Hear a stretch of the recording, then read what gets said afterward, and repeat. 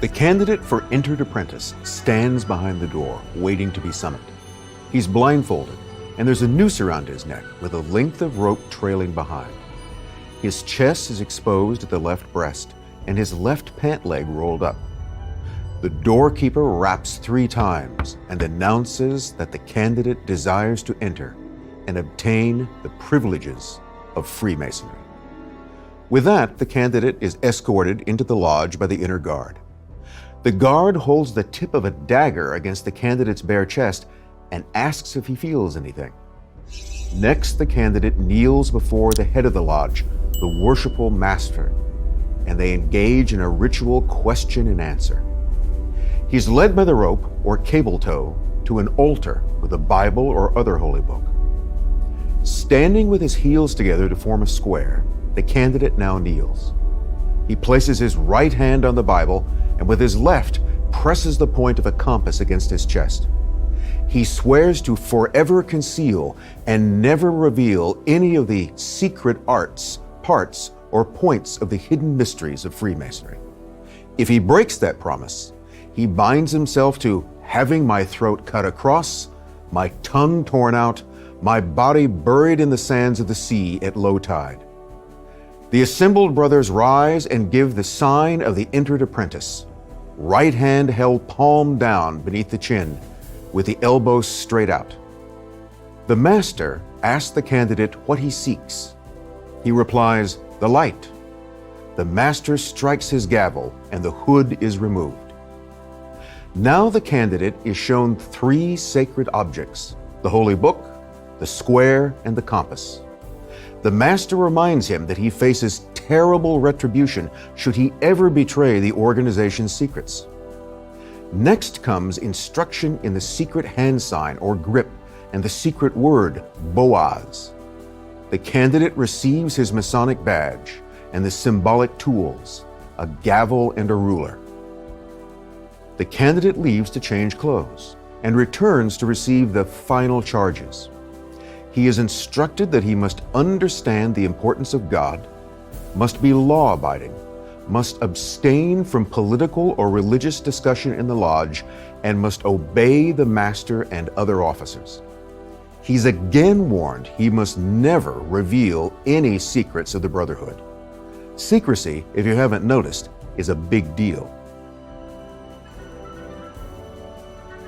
The new brother has entered the first grade of Freemasonry. Above it are 2 more, fellow craft and master mason. Each has its ritual oath of secrecy and prescribed horrible punishments. In regular or blue lodge masonry, that's all there is to it. But let's take a closer look at the Brotherhood. Arguably the most successful secret society in history. We'll examine how it grew into a worldwide presence and how Freemasonry inspired and influenced many other societies. Many Freemasons object to their order being called a secret society. After all, they don't hide their existence. They openly advertise, as evident from the signs outside almost every American town.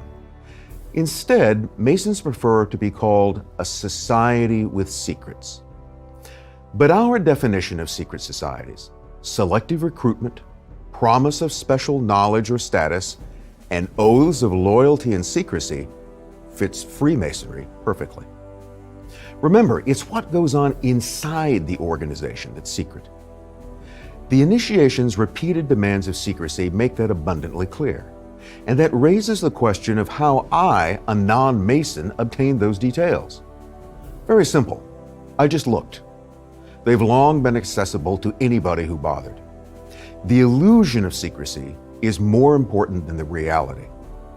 It's a common enough phenomenon that Freemasonry even has a name for nosy outsiders: Covens.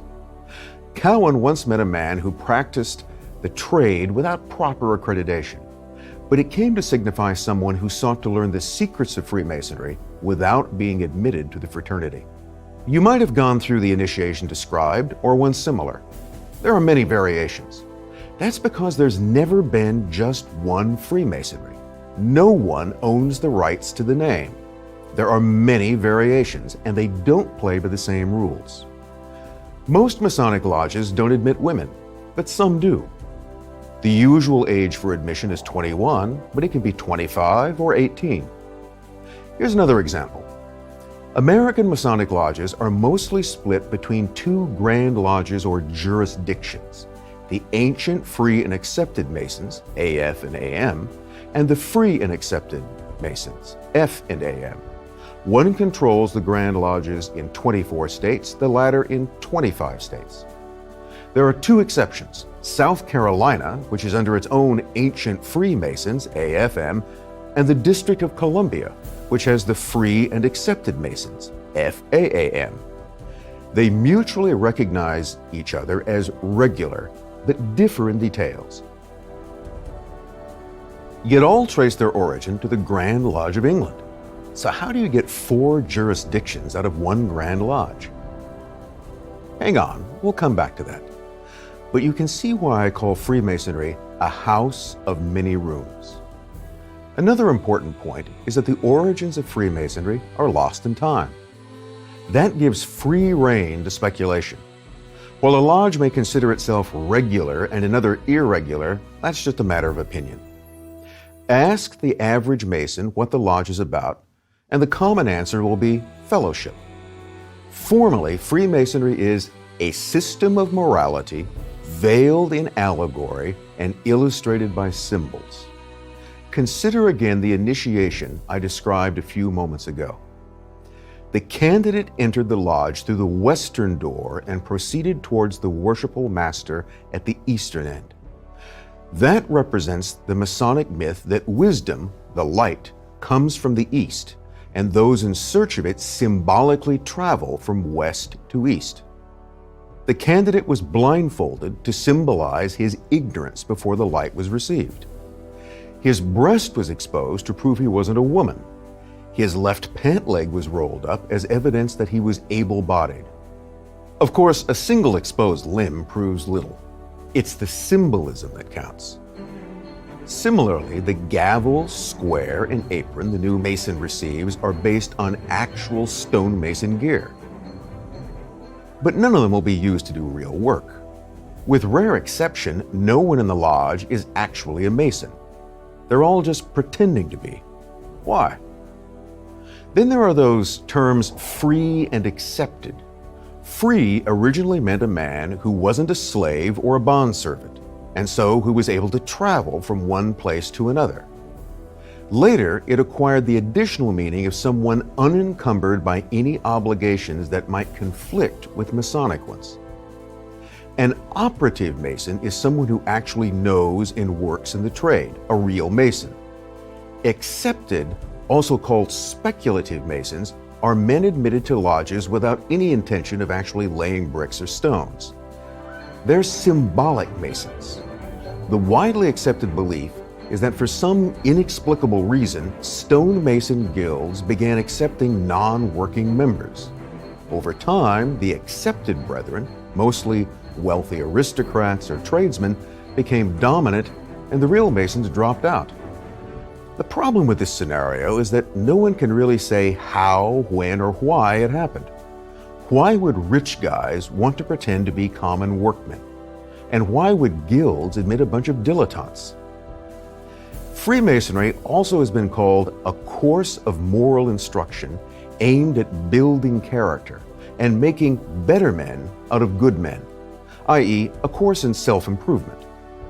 This sounds similar to the late 18th century Bavarian Illuminati's objective to make men free and happy by making them good.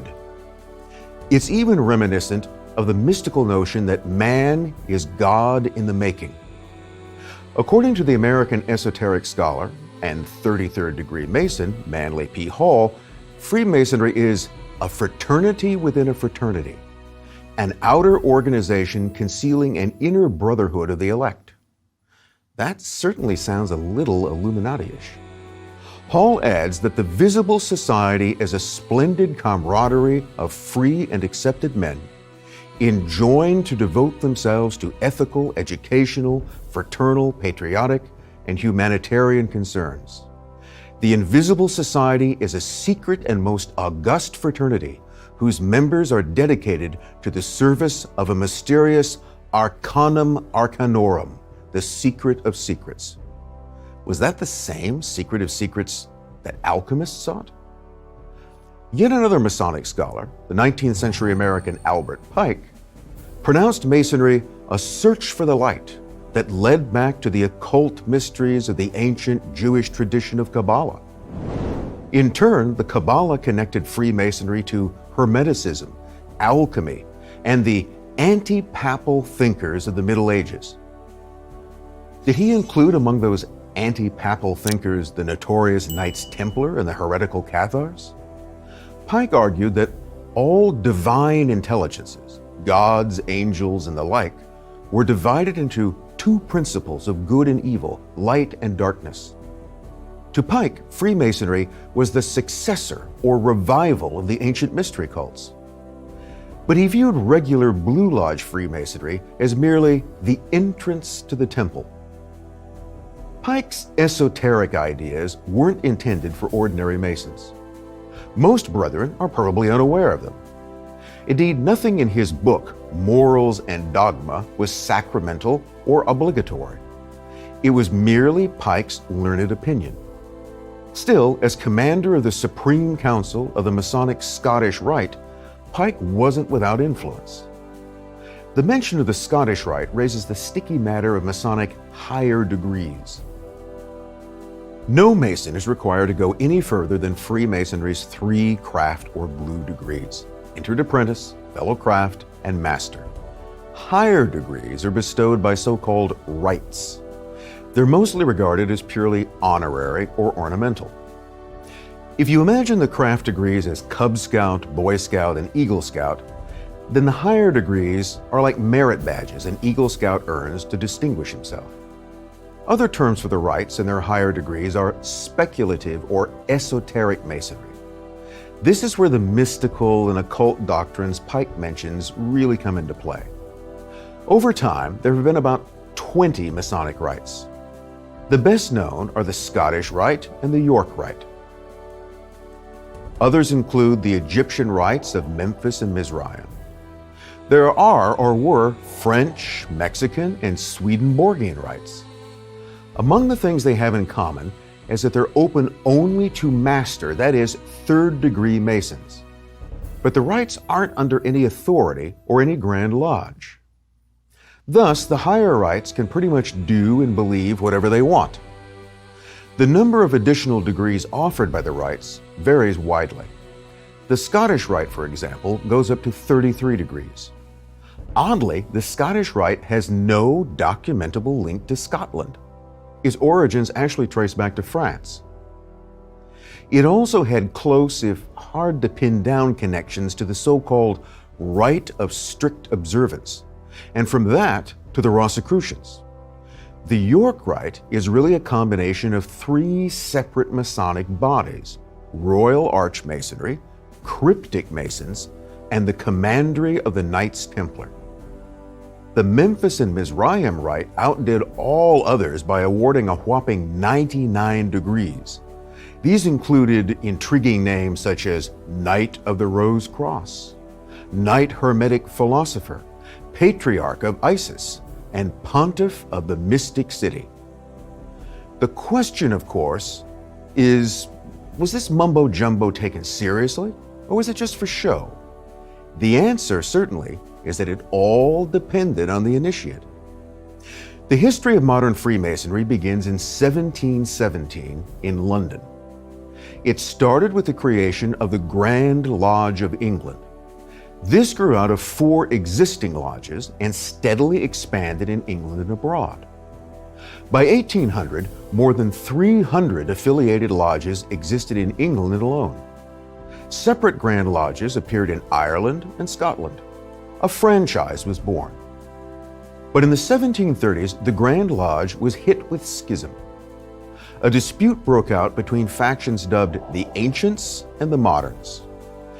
At issue was the importance of rituals and associated mystical traditions. The Moderns, influenced by the rationalism of the Enlightenment, wanted to chuck ritualism.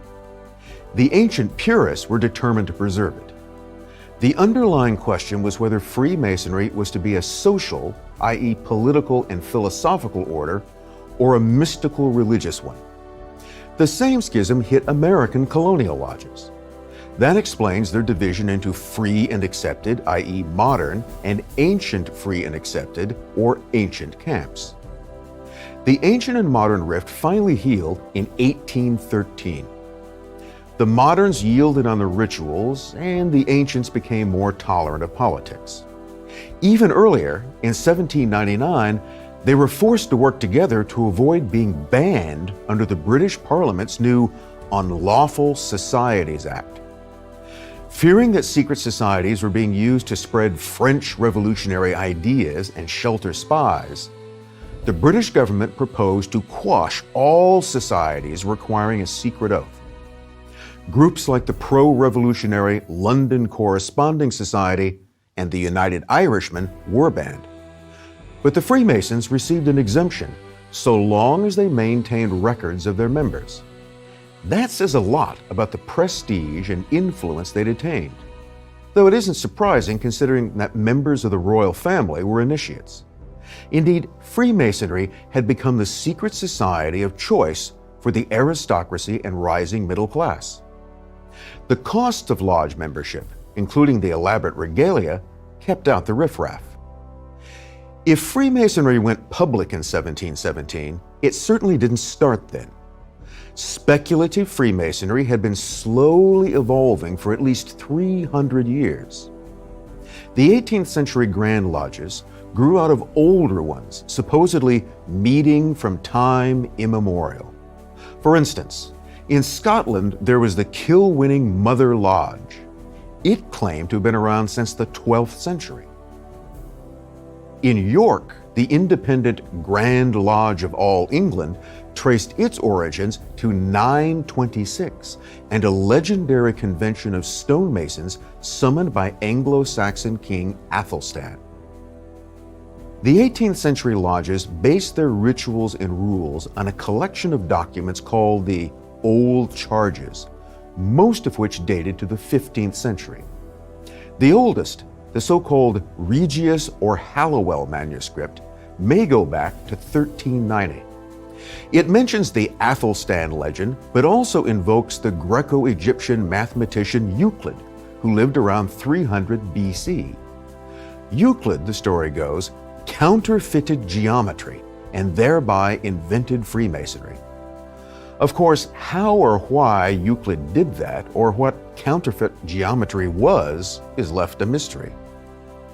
One of the earliest known Masonic documents is the Cook manuscript from 1450. It also mentions Euclid, but brings in King Solomon and pushes things all the way back to Adam. The Dowland manuscript from the mid-1500s elaborates the connection to Solomon's temple and its legendary master mason, Hiram Abiff.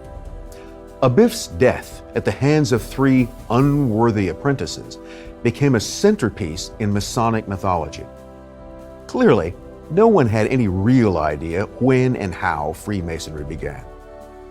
The blank canvas made it possible to paint in almost anything. So why not the Knights Templars of the Crusades era? While a Freemason-Templar connection became widely accepted, there's no documentation to back it up. The possible exception is the 15th century Kirkwall scroll from Scotland. It's an illustrated tapestry in which some claim to see Templar and Gnostic symbols. Well, maybe. Or maybe it's a later forgery. But lack of evidence didn't stop American Masons. In 1919, they named their youth auxiliary the De Malays in honor of Jacques de Molay, the last Templar Grand Master, who was burned at the stake in 1314.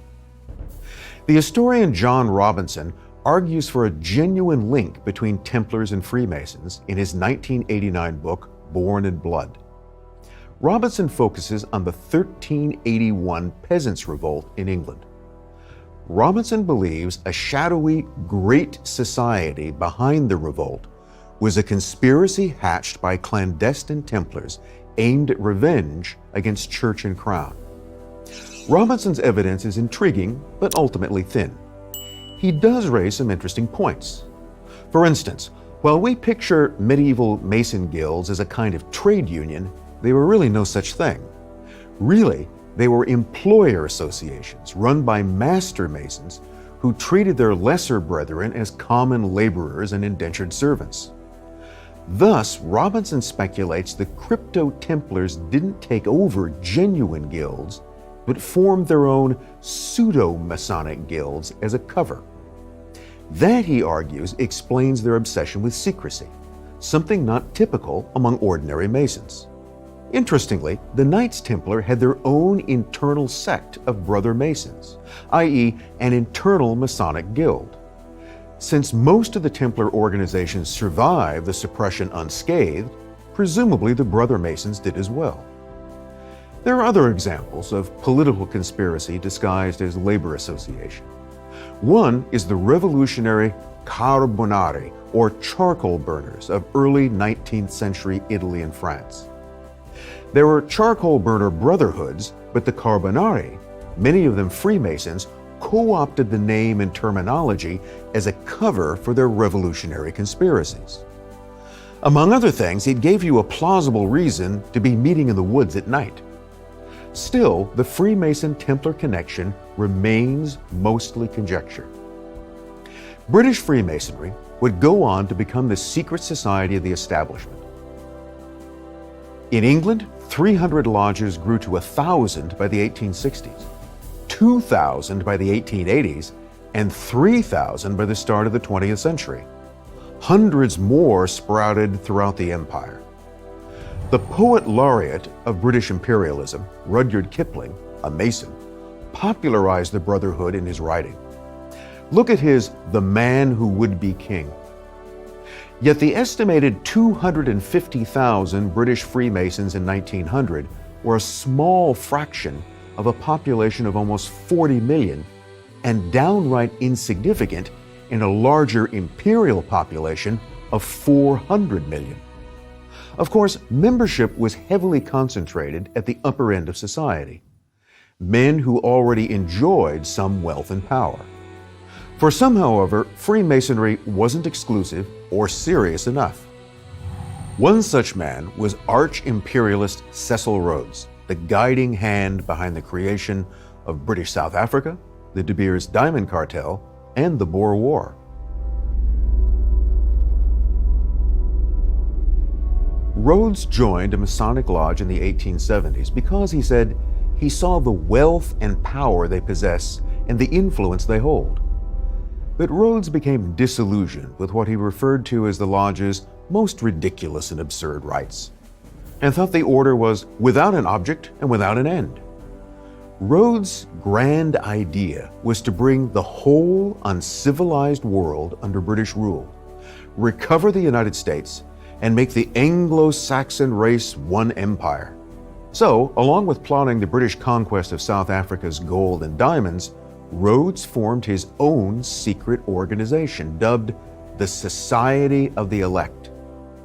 Into it, he selectively recruited statesmen, financiers, and industrialists. Part of his scheme, not incidentally, was the Rhodes Scholarship, designed to turn worthy Americans into right-thinking Englishmen. Freemasonry gave Rhodes his starting point, model, and inspiration. Yet while Kipling and Rhodes epitomized Masonic loyalty to the British Empire, not all British Freemasons were so inclined. Remember that house of many rooms. The Grand Lodge of England was always picky about who and what it regarded as legitimate. Masonic bodies like the Scottish Rite were branded irregular or clandestine. Irregular Freemasonry tended to attract dissidents, both moral and political. There's no finer example than the occultist Aleister Crowley, who was once branded the wickedest man in the world. The Grand Lodge denied any association with Crowley, even that he was a Freemason at all. But Crowley boasted a bevy of Masonic degrees from French, Mexican, and other lodges. The esoteric organizations Crowley was associated with, like the Hermetic Order of the Golden Dawn and the Ordo Templi Orientis, or OTO, all had Masonic roots. The OTO, for instance, was initially envisioned as a Masonic academy that would unify Masonic rites with mystical orders to create a unified occult Freemasonry. Another clandestine branch was co-masonry. It initiated men and women alike. The practice originally started in some 18th century French lodges. It resurfaced in 1893 with the founding of the Parisian lodge Le Droit Humain, or Human Right. Co-masonry was later hijacked by English occultists connected to the mystical Theosophical Society. Theosophy sought to combine Western and Eastern mysticism into a universal occult doctrine. It would inspire much of what we now call the New Age movement. Along with a thirst for spiritual enlightenment, some Theosophists nurtured political ambitions. One of these was the English woman Annie Besant, who was largely responsible for turning co-masonry into an appendage of Theosophy. Besant's politics were definitely radical. She was a socialist, a militant proponent of Indian nationalism, and later flirted with communism. Her Freemasonry definitely wasn't the same as Rudyard Kipling's. While politics was officially forbidden within the lodge, it was practically impossible to keep out. Masonic lodges, remember, were selective. A single dissenting vote could blackball a candidate. The frequent result was a lodge full of men sharing more or less common views, and all sworn to secrecy. Connections formed inside the lodge could take on a different dimension outside of it. Simply put, Masonic lodges were like petri dishes for political conspiracy. This was most obvious in French Freemasonry and the continental lodges it spawned and influenced. Interestingly, even French Freemasonry was of English origin. The first lodges were set up by British merchants in Dunkirk in 1721. In 1733, a Grande Loge de France was formed. It too was mostly English-speaking, and an extension of the London Grand Lodge. 40 years later, however, the French Masons formed a new Grand Lodge, the Grand Orient de France. It was strongly influenced by the radical ideas of the Enlightenment. While English Freemasonry became the mainstay of the social order, the Grand Orient became an incubator of revolutionary sentiments. It passed this radical flavor on to lodges in Italy, Germany, Turkey, and Russia. It's no coincidence that the motto of the Grand Orient, liberty, equality, and fraternity, became one of the mottos of the French Revolution. Nowhere was this radical streak stronger than in the Parisian Nine Sisters Lodge, formed in 1776, the same year as the Bavarian Illuminati and the beginning of the American Revolution. American revolutionary Benjamin Franklin was an initiate of the Nine Sisters. So too was his friend and anti-religious French philosopher Voltaire, and many other men destined to play a part in France's coming upheaval. Fears that Freemasonry nurtured and encouraged dangerous ideas, while exaggerated, weren't baseless. And no one looked on the Freemasons with greater displeasure than the papacy. In 1738, Pope Clement XII issued the first edict against Freemasonry. He said that it had caused the greatest suspicion in the mind of the faithful, and that all prudent and upright men had judged them depraved and perverted. He condemned and prohibited Freemasonry now and forever. As Clement saw it, the Freemasons' obsession with secrecy condemned them. For if they were not doing evil, he reasoned, they would not have so great a hatred of the light. The Catholic Church also figured in an anti-Masonic brouhaha that infected France in the 1890s. This was the so-called Taxil hoax. A journalist, ex-Freemason, and sometimes pornographer named Joseph Jogan Paget decided to exploit public anxiety over Freemasonry and Satanism by combining the two. Writing under the names Leo Taxil and Dr. Bataille, he churned out sensational books such as The Mysteries of Freemasonry and The Devil in the 19th Century.